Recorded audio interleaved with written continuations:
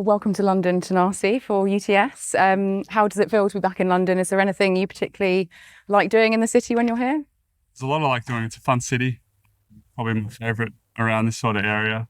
I've got a lot of mates here, English speaking, so it's easy. And yeah, just got a lot of friends here, so it's fun. Nothing in particular, but good food, like going out a little bit. So yeah. Yeah. Nice. We've been brought to East London, so not southwest like Wimbledon and some of the other events. And ahead of UTS, how excited are you to compete for the title here at the grand final? Yeah, I'm very excited. I came in as a wild card. I had my first UTS event in Frankfurt and did really well. I loved it there. It's more intense and pretty physically demanding, but I had a lot of fun and played well. So yeah, when I got the option to come back, I didn't think twice. So very happy to be here and see how we can do. Yeah, it's in a bigger, better venue than last year, so it's definitely a growing event.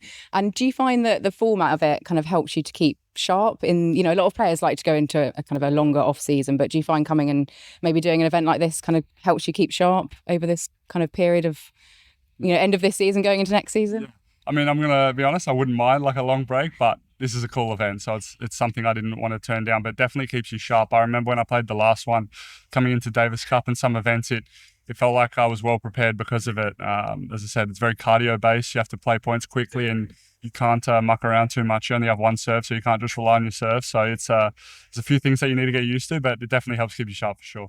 And what are your plans for kind of the off season? Have you got a big training block coming up after this, or just rest and recovery? What are your plans for after UTS?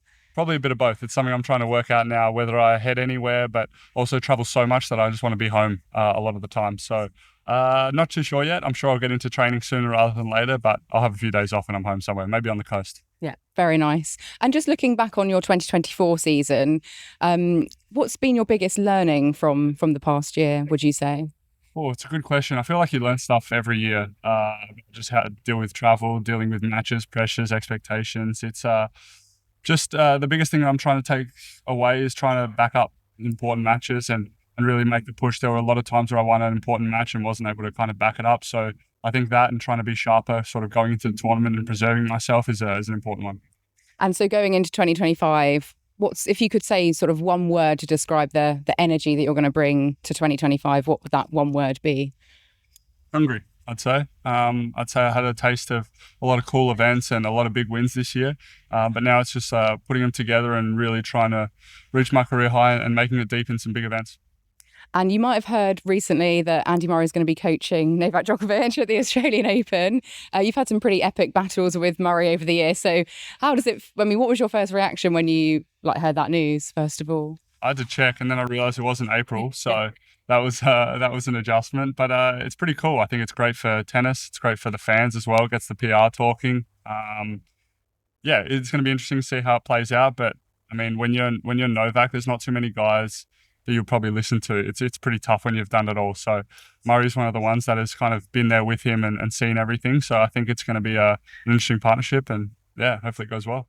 How would you feel drawing Novak in the Australian Open and kind of coming up against two instead of, just Novak?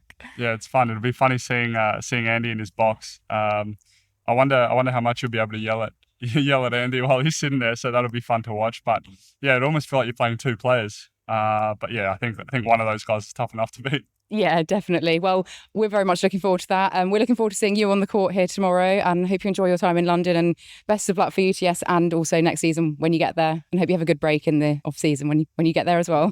Thank you.